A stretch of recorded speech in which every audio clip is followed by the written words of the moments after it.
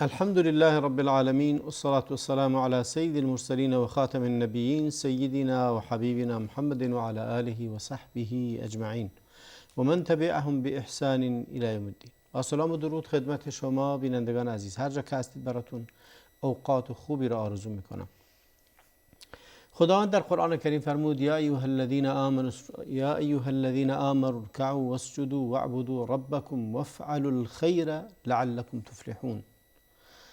فلاح و رستگاری و پیروزی و موفقیت، یا به تعبیر دیگر نجاح، یکی از قضایایی است که انسان مؤمن به دنبال اون خواهد بود و باید اون رو پیگیر باشد و به دنبال دستیابی به این موضوع مهم در همه سطوح زندگی باید اون رو طلب کند و بخواهد.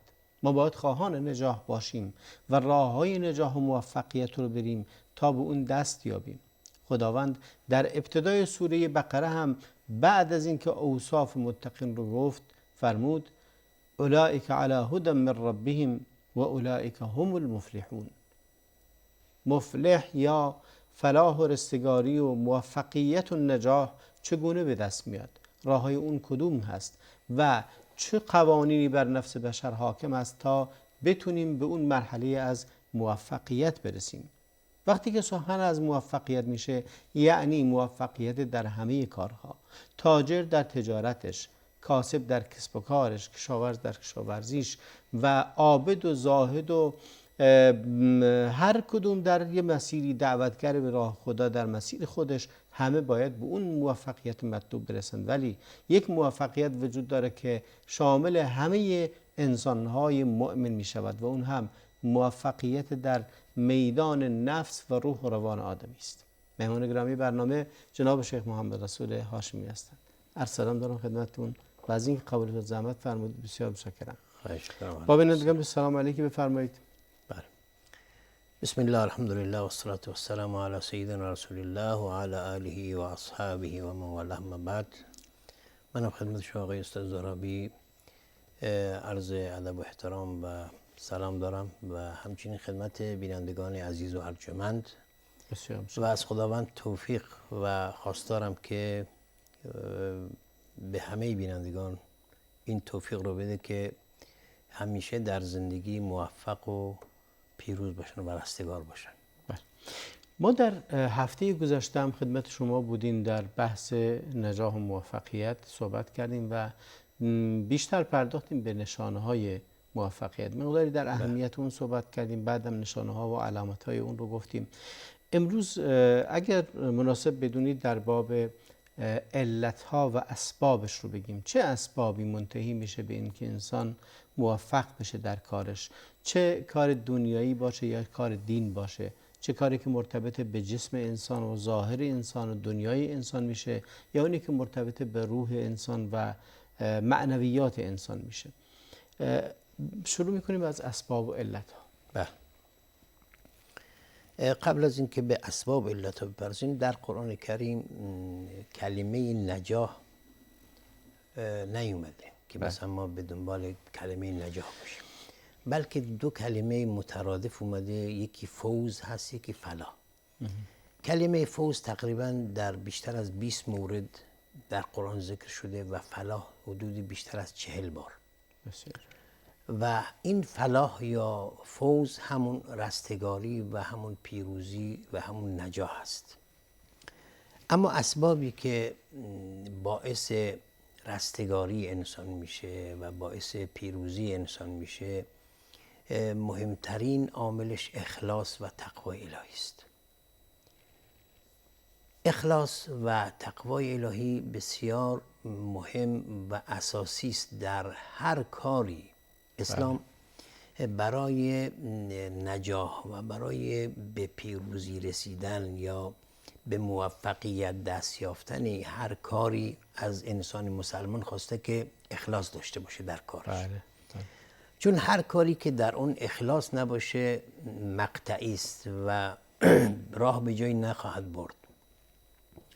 و خداوند مؤمنان رو امر کرده و ما امروا الا لیعبدوا الله مخلصین له الدین. این امر الهی است که انسان مؤمن باید مخلص باشه. تا مادامی که انسان مخلص نباشه، هرگز رستگاری و فلاح نه در دنیا خواهد بود نه در آخرت. بسیار جالب.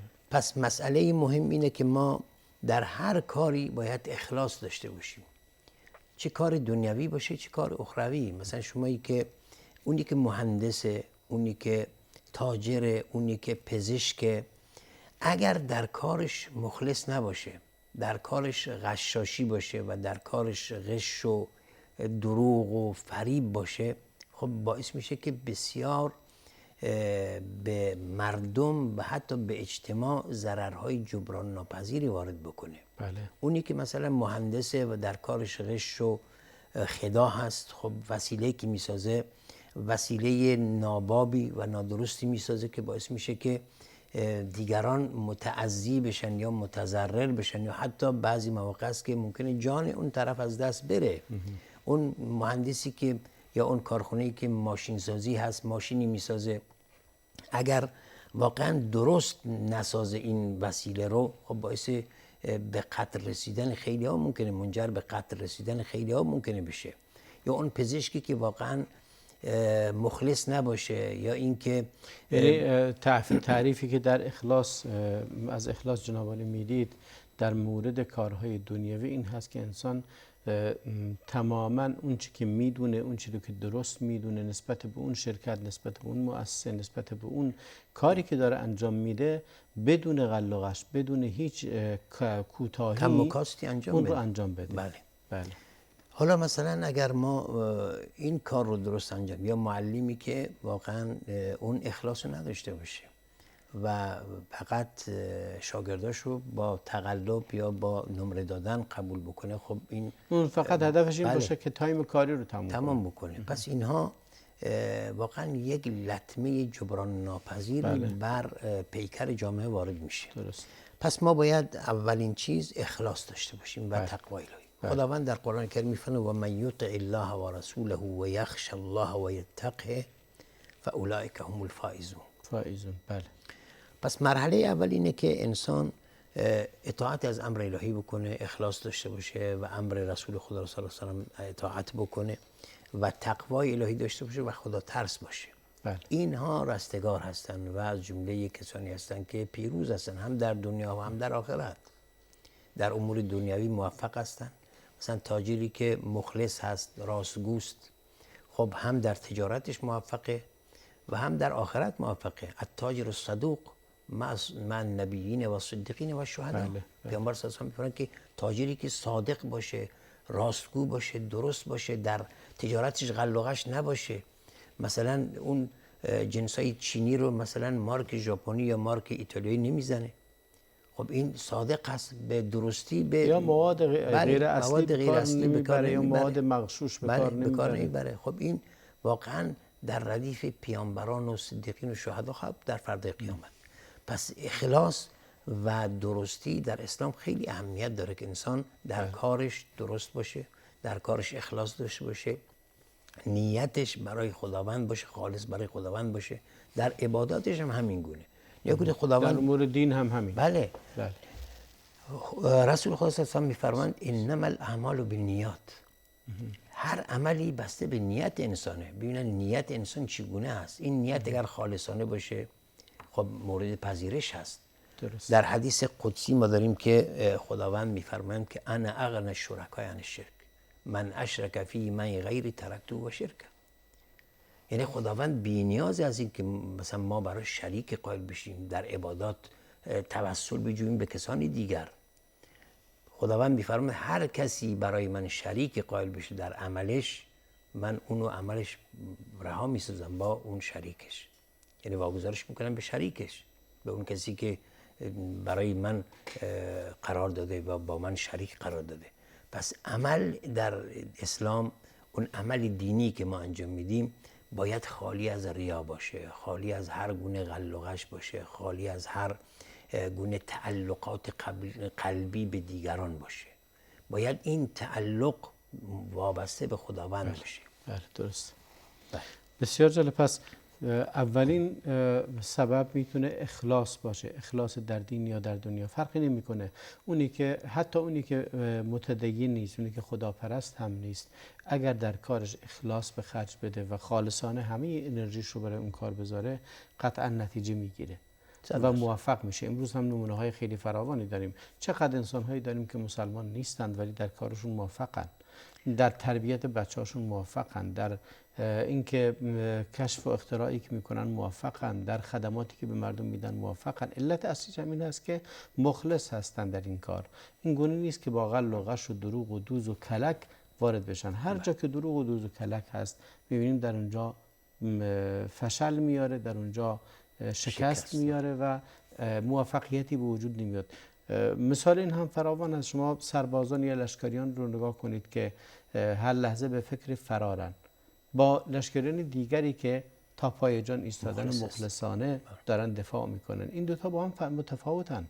قطعا اون یکی شکست خواهد خورد و این یکی هم پیروز خواهد شد. سبب دوم، بله، سبب دوم طاعت و بندگی خداوند است. بله. اون آیه که شما تلاوت فرمودید، یا ایها الذین آمنوا ارکعوا واسجدوا واعبدوا ربکم وافعلوا الخیر لعلکم تفلحون. خداوند در این آیه 4 سبب اساسی رو برای رستگاری و پیروزی قرار داده. درست. اولا ایمان هست که انسان مؤمن باید ایمانش خالصانه برای خداوند باشه و درست. در احادیثی که ما داریم، حدیثی فکر حدیث ماعز باشه، وقتی سوال کرد ای الاعمال افضل قال ایمان بالله وحده. بله. ایمان به خدا یکتا، انسان به پروردگار یکتا ایمان داشته باشه. درست. و از سایر اون چیزهایی که معبود به حساب میان، معبودهای به غیر حق، بله. انسان اونها رو کنار بذاره. درست. و معبود به حق و معبود یکتا رو پرستش بکنه و ایمان بیاره. این مسئله خیلی مهمه که ما در عملمان فقط رضای الله باشه و فقط توجهمون برای خدا یکتا باشه و اعمالمون یعنی برای این و اون نباشه. بله. توسل به پیر و پیغمبر و به اینها نباشه. ما وقتی که میخواییم بندگی داشته باشیم باید از خداوند فقط توسل بجوییم به خداوند. ما در نمازمون روزانه چندین بار ما سوره فاتحه میخونیم، ایاک نعبد و ایاک نستعین. خب اینجا وقتی که ما میگیم ایاک نعبد، ما فقط تو رو میپرستیم.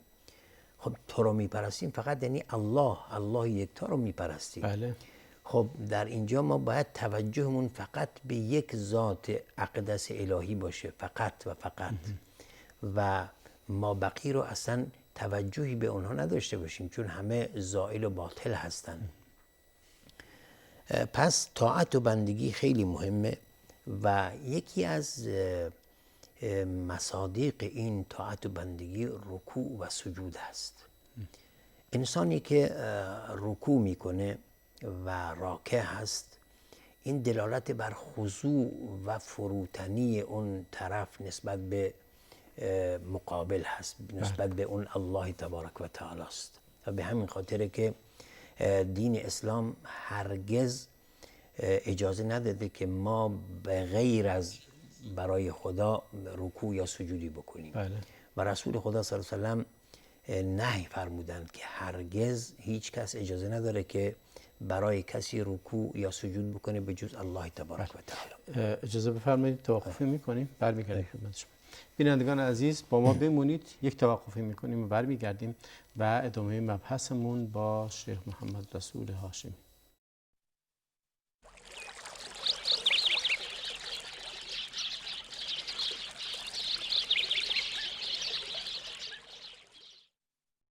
با سلامی دوباره خدمت شما بینندگان عزیز. بحث ما در بخش اول صحبتمون وارد اسباب موفقیت و پیروزی رو صحبت کردیم، یا به تعبیری دیگر نجاح، موفقیت در هر امری از امور دین یا دنیا مطرح بود. سبب اول رو فرمودند که اخلاص هست و سبب دوم طاعت و بندگی خدا کردن. داشتی جناب استاد هاشمی در مورد بندگی کردن خدا و اطاعت از خداوند رو یکی از سرهای موفقیت یا رازهای نجاح و موفقیت میدونستید این رو، ولی ما در عمل کسانی رو هم میبینیم در دنیا که اطاعت نمی کنند و در دنیاشون ناجحن. بله. خب این موفقیت دنیوی خب خیلی عوامل داره. اون کسانی که در دنیا موفق هستن، حالا ما امروزه کشورهای غربی وقتی که بنگریم و موفقیت اونها رو در امور دنیا میبینیم، خب اونها اون هدف و اون مقصدی که دارن براشون یک هدف واضحی و روشنی برای خودشون چیدن و برای رسیدن به این اهدافشون هم یک سری وسایل دارن که دقیقاً اون رو انجام میدن. اونها اون اموری که دین اسلام از هر مسلمان خواسته، صداقت و راستی و درستی و عدم غل و غش و اینها، واقعا پیاده میکنن. اونو پیاده میکنن و برنامه‌ریزی صحیح و قول دادنشون سر قول و وعدهش هستن. اینها همه انجام میدن. فقط تنها چیزی که اونها شاید در واقع از جهت دیگه هم اطاعت میکنند از امر خدا، گرچه خودشون شاید ایمانم به خداوند نداشته باشن، ولی از قانون کونی خدا بله. اطاعت میکنن، از قانون که خداوند بر جهان مسخر کرده. و مثلا همین که اشاره فرمودید، این که راست میگن، پیامبر فرمود هر که راست بگه نتیجه میگیره، راست رستگاریه. و اینکه عهد و پیمان رو رعایت میکنن، باز به همین معنی هست. خدا دستور داره اوفوا بالعهود. اینکه وعده ها رو خلاف نمیکنن، باز هم دستور داریم در دین که به وعداتون وفا کنید. و خیلی از موارد دیگه حقوق دیگران رو رعایت میکنه، اینکه دزدی نمیکنه، اینکه برابری رو رعایت میکنه. اینا همه باعث میشه که موفق بشن، گرچه شاید جسمن از جهت دیگر از قرآن اطاعت نمیکنن به این معنا که تشریع باشه، ولی از قانون کونی خدا پیروی میکنن. خب نیا کنید اینها اینقدر در عملشون مخلص هستن که اگر کوچکترین اشکالات فنی در مثلا یکی از وسایل پیش بیاد، خب حاضرن که میلیاردها دلار به خودشون ضرر و ضرر تقبل بکنند، ولی حاضر نیستن که جان کسی رو به خطر بیندازن. شما دقت کنید چندین وقت پیش، حالا یک ماه دو ماه قبل، اون هواپیمای بوینگ فکر کنم 747 بود 727 بود، هر کدوم یکی از این بوینگ ها گفتن که اشکال فنی داره. اون بوینگی که مال هواپیمای اندونزیا بود و سقوط کرد، خب تمام کشورها اومدن و اون رو از رده خارج کردن و حتی خب شرکت خب متحمل خسارات بسیار زیاد و فراوانی شد. حالا اگر ما مسلمانان باشیم هرگز یعنی راضی و قبولم نمی کنیم، یعنی حاضر نیستیم که به اون خطای خود و به اون اشتباه خود یعنی اعتراف بکنیم. بله. حاضریم که جان میلیون ها نفر رو به خطر بیندازیم، ولی حاضر نیستیم که قبول بکنیم. مثال واضح و روشن مثلا ما میگیم مثلا شرکت ماشین سازی مثلا سایپا یا ایران خودرو، مثال در کشور خودمون میزنیم. نیا کنید چقدر در اون غل و غش به وجود میارن و غل و غش میکنن و وسایل. همین سر عدم موفقیت همینه دیگه. مثلا اون بدبخت بیچاره‌ای که میاد میلیون ها تومان میده، بخواد یک وسیله جونش هم روش میذاره، اون وسیله رو از کارخونه که میاره بیرون وسط راه مکینش میفته پایین، موتورش میفته پایین. بله. یا فرمونش میاد بیرون. بله. یا اصلا ترمز درست نمیگیره. خب این چه روشی هست؟ چرا ما مسلمان باید اینگونه باشه؟ چرا باید رفتار ما اینگونه باشه؟ این ربطی به اسلام البته نداره، ولی خب در جامعه ما این یک واقعیتی که وجود داره. عیب در اسلام نیست، عیب در ما مسلمانان هست. ما در ما مسلمان هاست میگیم، یعنی ما به خودمون میگیم ما مسلمان هستیم. ولی هیچ وقت قوانین اسلام رو رعایت نمی‌کنیم. رسول خدا میگه من غشنا فلیس منا. خب این یک نوع غش هست، یک نوع خداع و فریب دادن مشتری است. بله. و اسلام میگه که هر نوع فریب و غش و خداع در معامله باعث میشه که اون معامله باطل بشه. بله. اون بیچارهایی مثلا پول داده بودن و ماشین رو تسلیم نمیکرد یا ماشین بهشون نمیدادن، داد فریاد میزنن که خب پولی ما لااقل پولمون بدید. حالا ما اگه این رو تعمیم بدیم بحث حتی در یک خانواده‌ای میبینی آدمی مثلا بهش میگی در تربیت بچه‌هاش موفق بوده، یکی دیگه میبینی در تربیت بچه‌هاش موفق نیست، یا کسی در کسب و کار و تجارتش موفقه دیگری موفق نیست و برمیگرده میبین وقتی که بهشون میگی چرا اینجوریه، به جای اینکه به دنبال علتها باشن و اشکال رو از خودشون حل کنن یا میندازن گردن قضا و قدر یا میندازن گردن دیگران. اینجا میگم اشتباهی که ما فکر میکنیم که همه چیزها، نگاه کنید چنان که شما فرمودید، همه چی مربوط به امور کونی است. بله.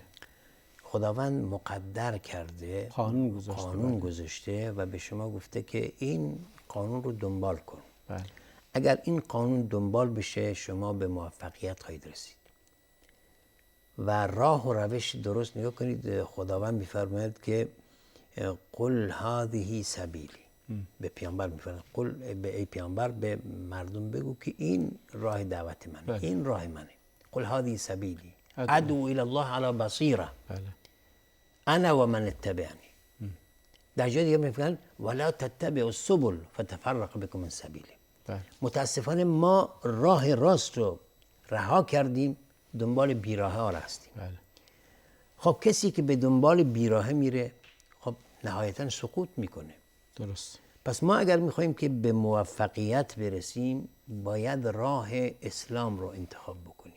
و هدیناه النجدین. بله. خداوند برای ما راه درست رو انتخاب بکنیم و راه درست هم مشخص شده برای ما که این راه درسته. بله. این راه به مقصد میرسه، ولی این راه بیراه است، به مقصد نمیرسه. درست. ولی متاسفانه ما میخواییم که برای رسیدن به اهداف خودمون از هر راه و روش استفاده بکنیم. اگر اون راه و روش هم خطا و اشتباه که باشه بازم همون راه میریم. یعنی عناد میکنیم بر راه باطل. بر راه باطل. و اگر هم شکست خوردیم باز هم درس عبرت نمیگیریم. و رسول خدا صلی الله علیه و آله میگه لا یلدغ المؤمن من جحر مرتين. انسان مؤمن از یک سوراخ دوبار گزیده نمیشه. و شما وقتی یک بار این راه رو رفتید و سرت به سنگ خورد، بار دوم دیگه تکرار نکن. باید انسان درس بگیره و درس عبرت باشه براش، تو اینکه دیگه دنبال اون بیراه نره، راه درست رو انتخاب بکنه. بله. پس عبادت هم همین گونه است استاد. وقتی که ما راه و روش درست، راه و روش اسلام رو انتخاب میکنیم، توسل به خدا فقط میجوییم، از خدا فقط کمک میگیریم. ما میگیم ایاک نعبد و ایاک نستعین. خب یعنی چی؟ یعنی فقط تو رو عبادت میکنیم و از تو کمک میگیریم. بریم میگیم ای پیر، ای پیغمبر، بده بچه منو شفا بده. سر قبر میریم ای قبر فلانی، بچه منو شفا بده. من مشکل دارم، مشکل منو حل کن. خب همه چی رو گردن خب اون بدبخت بیچاره که کاری از ساخته نیست. خودش اگر میتونست که دیگه دستش از دنیا کوتاه نمیشد. درسته. ما باید به کسی توسل بجوییم که بتونه دست ما رو بگیره. خب برگردیم به اسباب پیروزی و موفقیت که فرمودید یکی اخلاص، دیگری اطاعت از خداوند بود. بله. رکوع و سجود خیلی مهمه. ورکعوا واسجدوا. رکوع عبارت از خضوع و سرشکستگی در مقابل خداوند، تسلیم شدن. ما سر تعظیم فرود میاریم، میگیم بارالله ما تسلیم هستیم. بله. هدف این نیست فقط کرنش و خضوع و خاضع بودن در مقابل خداوند. و اینه که ما اعتراف بکنیم که ای خدا من ضعیف هستم. سجده میکنیم برای اینکه از خداوند طلب کنیم و کمک بجوییم. بارالله من سر سجده به خاک مالیدم. بله. و در مقابل تو تعظیم میکنم و اعتراف میکنم که من بنده ضعیفی بیشتر نیستم. بله. و فقط از تو طلب میکنم که مرا کمک کنی. درست. این ایاک نعبد و ایاک نستعین میشه. بله. خب پس این مسئله خیلی مهم. اگر ما به این عمل بکنیم و این گونه، آیا میشه این بحث رکوع و سجود رو تعمیم بدیم به همه عبادات دیگر؟ بگیم همه عبادات دیگر، رکوع و سجود و قیام و قعود و قنوت و همه اینها هم شامل بشه؟ در کل هدف تسلیم امر خدا بله بودن. خب همینه دیگه. وقتی ما میگیم تسلیم امر خدا شدن و اعتراف به این که ما ضعیف هستیم، درست، و از خدا قدرت بگیریم. در جای دیگری رسول خدا میگه اذا استعنت فاستعن بالله. بله.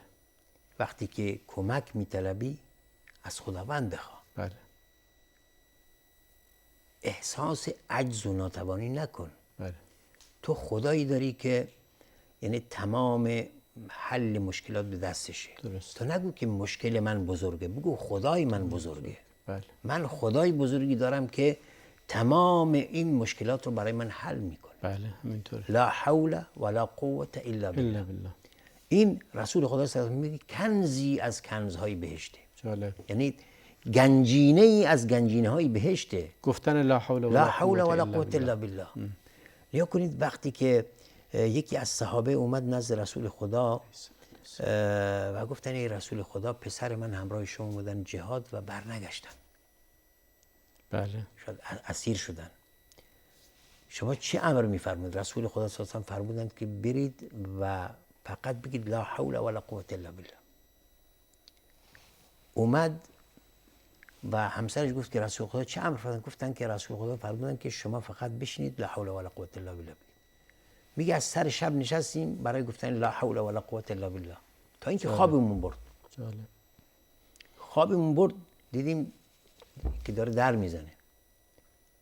در باز کردیم دیدیم پسرمونه. جالب. و گله گوسفندم همراهشه. گفتم تو چطوری اومدی؟ گفت که حقیقتا من در زنجیر بودم و هی دیدم که زنجیر کم کم داره هی گشادتر میشه و دستام بیرون آوردم، پاهام بیرون آوردم و اونها هم مشغول ایشونوش بودن و گله گوسفندم بود گرفتم و گفت مسیر خیلی راه خیلی طولانیه، یعنی به یک شب نمیتونه انسان برسه. گفت که اصلا انگار که باد منو داشت می آورد، انگار بر باد سوار بودم و منو می آورد. صبح رسیدن خدمت رسول خدا صلی الله علیه و آله و داستان رو گفتن. گفت این برکت همون لا حول ولا قوة الا بالله است. بله واقعا. پس انسانی که امروزه ما همه مشکل داریم، همه گرفتاری داریم، ولی به خودمون زحمت نمیدیم، بیشتر غر میزنیم. بله. بیشتر گله میکنیم. خب این دستور رسول خدا صلی الله علیه و آله میفرمایند که اگر کسی روزی 100 بار بگه لا حول ولا قوة الا بالله، خب کسی در فردای قیامت یعنی نمیاد که اندازه او اجر داشته مگر کسی که به اندازه او یا بیشتر گفته باشه. ولی خب ما متاسفانه همه به دنبال یعنی کارهای بی خود، کارهایی که بی منفعت هست افتادیم. و اون چه که دستور اسلامه و به ما دستور دادن که خب اینو بگو تا مشکلت حل بشه. خب خیلی از ما اینقدر مشکلات داریم که دیگه یعنی حد و حصر هم نداره. بله. خب اگر به خودمون لااقل زحمت به همون 100 بار لا حول ولا قوة در روز گفتن، یعنی 10 دقیقه فکر نکنم بیشتر طول بکشه. بله همینطوره. استمداد گرفتن از خداوند و گفتن لا حول ولا قوة و سلب اختیار و قدرت و توان از خود کردن ابتدای هر موفقیت است. این نهایت میام برنامه دیگه میبینیم، برمیگردیم به شما. بینندگان عزیز با ما بمونید، توقف کوتاهی میکنیم و برمیگردیم.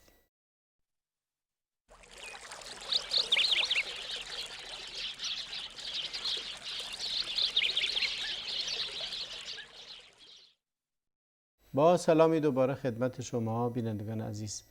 ما در 2 بخش از صحبت امروزمون در مورد اسباب موفقیت، پیروزی و نجاح صحبت کردیم و از جمله اسبابی که بحث شد یکی اخلاص، دیگر اطاعت از خداوند، سومین رکوع و سجود و بقیه عبادات و طاعت هایی که مستقیما با نفس و روح انسان در ارتباط است. آخرین صحبتی که جناب شیخ محمد رسول اشاره کردید به گفتن لا حول ولا قوة الا بالله بود که معنی بسیار عظیمی داره و معنی بسیار بزرگی داره، گرچه امروزه مردم خیلی نادرست هم از اون استفاده میکنن، ولی اون داره معنی و بار بسیار قوی هست که اگه انسان به این استمداد کنه و از خداوند بخواد و از خودش سلب هر حول و قوتی بکنه و همه قوت ها و حول ها و توان ها و تلاش ها رو به خداوند واگذار کنه، نتیجه خواهد گرفت.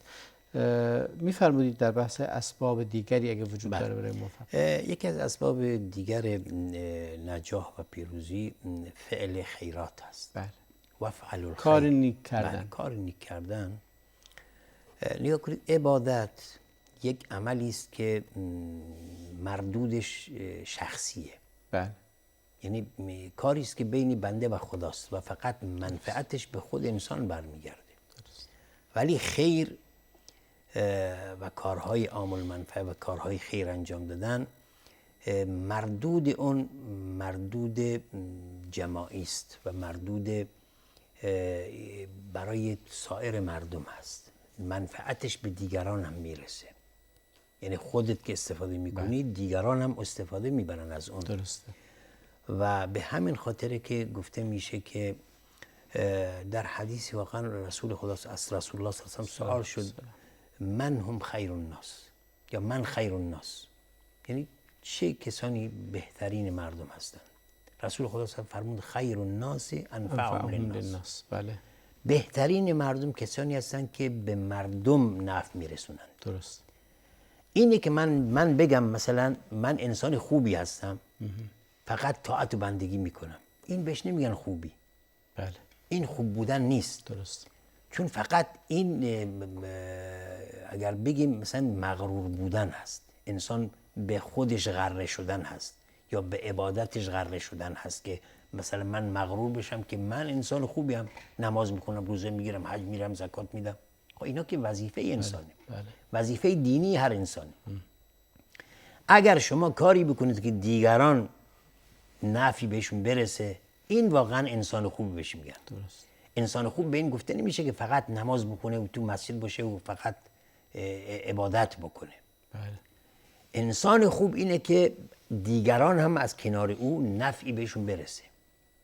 و به همین خاطره که رسول الله نفرمودند که خیر الناس مثلا کسی که نماز میخونه یا کسی که زکات میده، کسی که حج میره، میگه انفعهم للناس. با نفعترین یعنی کسیه، بهترین کسیه که منفعتش بیشتره برای مردم. چرا رسول خدا صلی الله علیه و سلم وقتی که حضرت عثمان اون بئر رومه رو خریدن و وقف مسلمان کردن، رسول الله صلی الله علیه و سلم فرمودن که دیگه بعد از امروز عثمان هر کاری انجام بده دیگه ضرری بهش نمیرسه. چون واقعا یک یعنی ملتی دارن از پشت او یعنی فایده میبرن و نفع بهشون میرسه. بله بله. و هنوز که هنوزه خیر عثمان رضی الله عنه جاری است. بله بله. جاری است. یا کنید 1400 چندی ساله، 440 ساله بله. ولی هنوز داره خیر اون حضرت هنوز در جریان. بله. هنوز وقتی که ایشون کردن بله. همچنان در جریانه. ماشاءالله. بسیار عالی. خب اینه که ما فقط یعنی به خودمون فکر نکنیم، به دیگران فکر بکنیم. امروزه نگاه کنید ما اینقدر اسراف میکنیم، اینقدر تبذیر میکنیم که اگر یه خورده به خودمون بیاییم و دست خودمون رو نگه داریم و اون مصارفی که یا مصرف‌های زیادی که انجام میدیم و ولخرجی‌های زیادی که میکنیم، اگر مقدار از این ولخرجی‌ها رو کم بکنیم و کنار بذاریم و به فکر دیگران باشیم، به فکر فقرا و مستمندان باشیم. بله. و مقداری به اونها بدیم.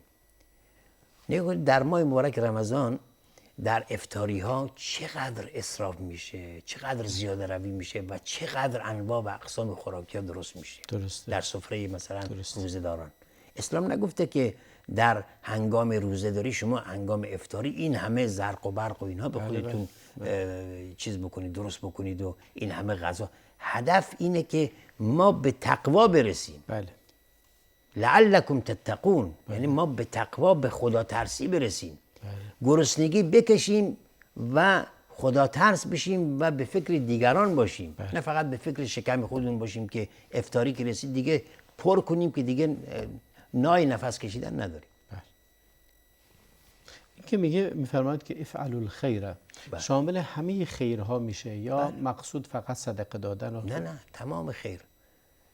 تبسمک فی وجه اخیک صدق.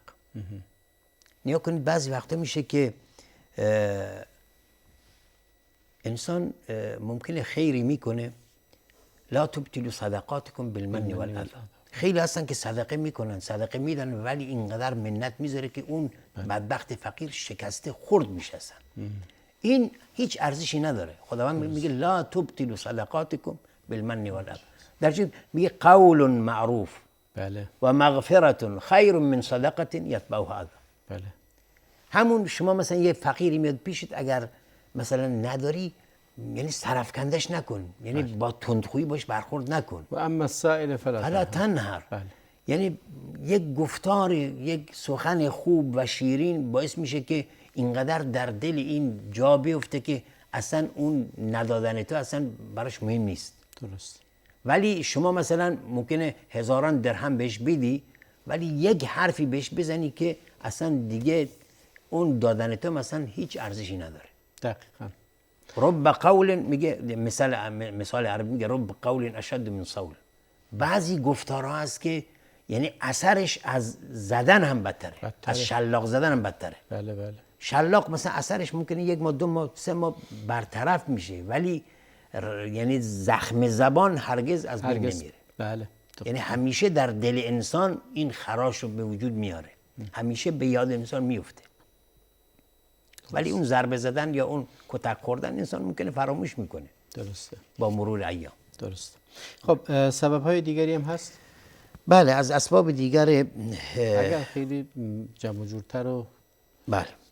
خب یکی از اسباب نجاح پیروزی دعا خیلی مهمه. الدعا، رسول خدا میگه الدعا مخ العباده. بله. یا در جای دیگری مثلا الدعا هو العباده. الدعا هو العباده. بله. یا دعا میگیم سلاح انسان مؤمنه. یعنی انسان هرگز نباید از این سلاح یعنی غافل بشه. دعا کردن انسان برای خودش، برای فرزندانش، برای قوم و خویش و جماعتش، برای افراد مسلمان خیلی مهمه. بله. در حدیث ما داریم که هر کسی که در غیاب برادر مسلمانش برای برادر مسلمانش دعا بکنه، خداوند فرشته رو موکل میکنه، میگه ولک بمثل، و برای تو هم مثل این باشه. درست. پس ما هرگز این سلاح بسیار مهم رو از خودمون و از دیگران دریغ نکنیم.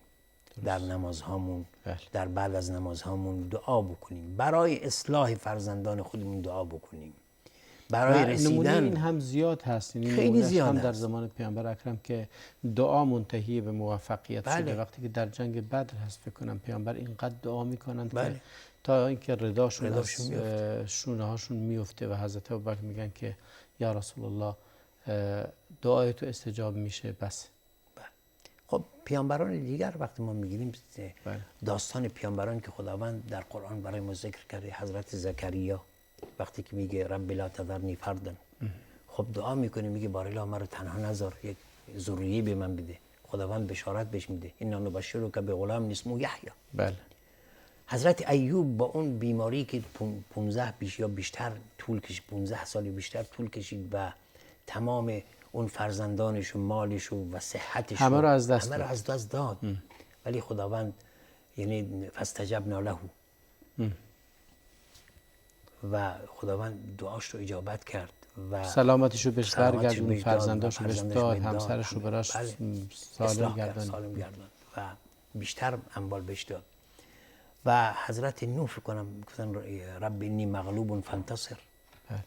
حضرت یونس در دل شکم اون حوت و دعا کرد لا اله الا انت سبحانك انی کنت من الظالمین فنجیناه من الغم و کذلک ننجی المؤمنین.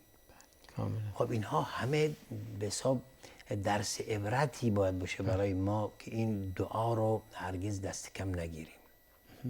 بسیار جالب. این اسباب هایی که گفتید همه اسباب معنوی بودند. آیا اسباب های مالموس؟ بله، اسباب علم نافع، بله. علم با منفعت. انسان برای هر کاری که میخواد انجام بده علمش رو کسب کنه. علمش رو کسب کنه. هر اونی که میخواد در شریعت کار کنه باید علم شرعی داشته باشه. اونی که در مهندسی علم هندسی داشته باشه و همچنین بقیه علوم دیگه. خب این یکی از دعای رسول اللهم انا نسألک علما نافعا. بله. یعنی همیشه رسول الله دعا میکردن که علم نافعی خداوند نصیب انسان بکنه. پس ما باید علمی که طلب میکنیم علمی باشه که با منفعت باشه، نفعش به دیگران برسه، به خودمون که برسه به دیگران هم برسه. یعنی علمی نباشه که باعث ضرر رساندن به دیگران باشه. مثلا علم سحر باز یک علمی است، ولی چون علم مضری است و فقط ضرر میزنه. خداوند فرمود ولا یفلح الساحر حیث اتى. هرگز انسانی که ساحره هرگز رستگار نمیشه، موفق نمیشه، به راه بیجایی نخواهد برد. پس ما علم نافع خیلی مهمه و همچنین از اسباب دیگر موفقیت پیروزی مشورت هست. بله بله. و شاورهم فی الامر. انسان وقتی میخواد کاری بکنه مشورت میکنه با اهل اختصاص مشورت میکنه و بعد از اینکه با اهل اختصاص یعنی مشورت کرد، ما یک امری داریم در دین میگن استخاره.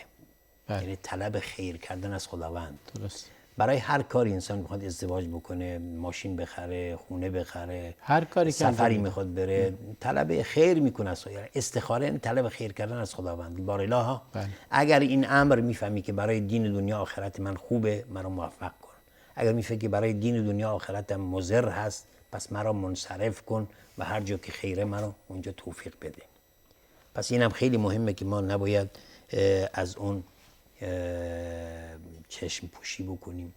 از دیگر راه‌های یا اسباب پیروزی نصیحت انسان‌های دلسوز. بله. یعنی ما وقتی که یک انسان مخلص، انسان مؤمن و انسان دلسوزی داره نصیحتمون میکنه، الدین النصیحه. بله. یعنی نصیحت یعنی من همون اخلاص هست. یعنی انسان مخلص میاد مخلصانه، یعنی مغرض نیست، غرض نیست، هدفش عیب‌جویی نیست. هدفش اینه که تو رو سرفکنده بکنه یا اینکه مانع موفقیت تو بشه نیست. بله. هدفش واقعا لله هست. یعنی واقعا میگه اذا استنصحوکم فانصحوه. یعنی وقتی که طلب نصیحت از شما کرد، طلب و اصلا شعار همه پیامبران اینی لکم ناصح امین. بله. و همه میگفتن به قومشون میگفتن و هدف همین بود. یعنی اینکه طرف رو خالصانه میخواد اون رو از نجات بده. بله. خلاص بهش بده از هر بدی که درش هست. ما 1 دقیقه تا پایان برنامه داریم. بله. یکی از آخرین راه‌های یا بگیم اسباب پیروزی مهارت هست. بله. کسب مهارت‌های مختلف. یعنی انسانی که در هر کاری مهارت داره، یعنی در کار خودش ماهره. مثلا پزشکی که در کار خودش ماهره یا معلمی که در کار خودش ماهره، واقعا موفقیت میاره و موفق میشه. و کسانی که زیر دست اینم هستن موفق هستن. نگاه چه بود دکتر خدادوست مثلا، انسان ماهری بود، دکتر واقعا ماهری بود و اون شاگردانی که زیر دستش هم بودن واقعا همه ماهر هستن در چشم پزشکی و اینها. و این گونه نیست. بله. خب ما به انتهای برنامه رسیدیم. از حضور شما بسیار متشکرم جناب شیخ محمد رسول الله هاشمی. یکی از اسباب مهمی که در پیروزی همه کارها تأثیر داره و شاید در این برنامه بهش اشاره نشد مستقیما، بحث صبر هست. مهارت همراه با صبر معجزه می سازد و به اضافه عوامل دیگری گفته شد. ولی اگر صبر نداشته باشیم پیروزی وجود نداره. حتما اونایی که صابرن موفقن. به خاطر همین صبر هم جایگاه بسیار بسیار مهمی در زندگی دینی و در زندگی دنیایی ما وجود دارد. به انتهای برنامه امروز رسیدیم. تا هفته آینده همه شما رو خدای بزرگ میسپارم. و صلی الله و بارک علی نبینا محمد و علی آله و صحبه اجمعین.